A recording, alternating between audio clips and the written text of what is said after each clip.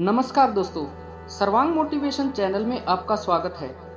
दोस्तों, आज का मानव इतना व्यस्त हो चुका है कि उसे अपने स्वास्थ्य के बारे में देखने सोचने की फुर्सत ही नहीं है। आज की भागदौड़ भरी जिंदगी में तनाव एक आम समस्या बन चुकी है। यह समस्या हमें शारीरिक रूप से कमजोर करने के साथ साथ भावनात्मक रूप से भी आहत करती है। जब हम खुद पर दबाव देने लगते हैं और जीवन के हर पहलू पर नकारात्मक रूप से सोचने लगते हैं, तब तनाव की स्थिति उत्पन्न होती है। इससे ग्रस्त व्यक्ति ना तो ठीक से काम कर पाता है और ना ही अपने जीवन का खुलकर आनंद उठा पाता है। तनाव के कारण हमारे कार्य करने की क्षमता और संबंधों पर बुरा असर पड़ने लगता है, जिसके चलते जीने की हमारी इच्छा भी खत्म हो जाती है। और ये जाहिर है कि तनाव में रहने वाले अधिकतर लोग आत्महत्या की ओर कदम बढ़ा लेते हैं। आज देश में बहुत से लोग तनाव के कारण अपनी जान देने से नहीं हिचकिचाते, लेकिन कुछ जानकारों के अनुसार यदि वे कमजोर नहीं हैं, तो उन्हें उस समय एक योग्य व्यक्ति की आवश्यकता होती है।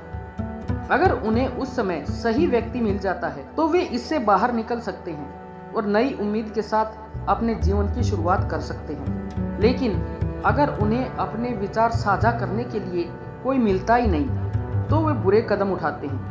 अगर कोई तनावग्रस्त व्यक्ति से इतना ही बोल दे कि मैं आपके साथ हूँ, उससे भी तनाव को दूर करने में उसको काफी मदद मिलती है। दोस्तों, आज की इस वीडियो में एक छोटी सी कहानी है जो आपको तनाव से बाहर निकलने में मदद करेगी। एक बार एक शहर में एक दीपक नाम का एक लड़का रहता था, जो एक मध्यम वर्गीय परिवार से आता था। घर में माता पिता के अलावा और कोई नहीं था। दीपक बचपन से ही होशियार, मेहनती और आज्ञाकारी था।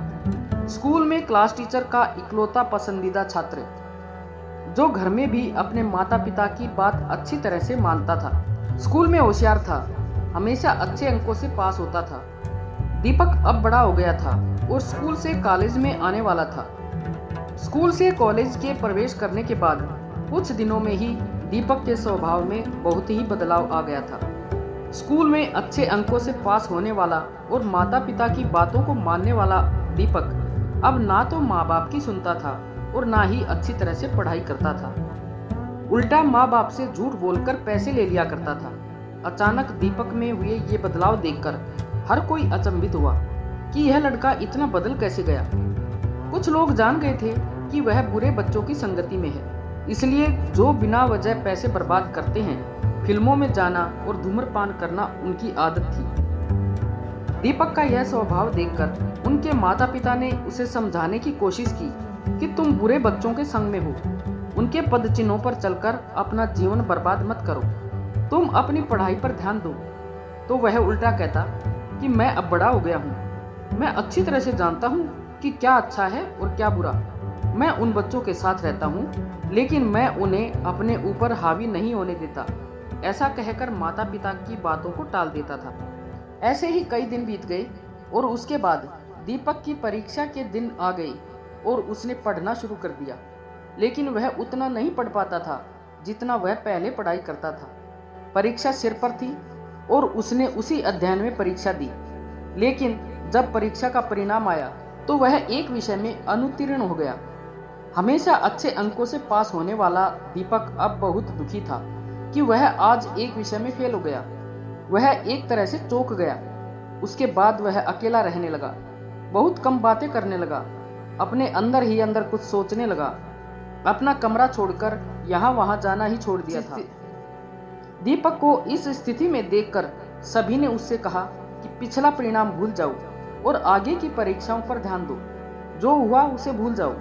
लेकिन वह अब भी किसी की सुनने को तैयार नहीं था और खुद को दोष दे रहा था, क्योंकि इस वक्त दीपक पर तनाव का असर ज्यादा था।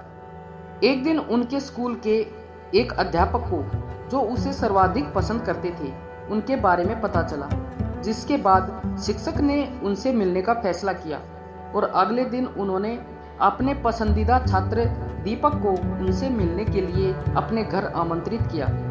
अगले दिन दीपक जब अपने गुरुजी से मिलने आया, तब उनके गुरुजी बाहर आंगन में लकड़ी की आग के पास बैठे थे।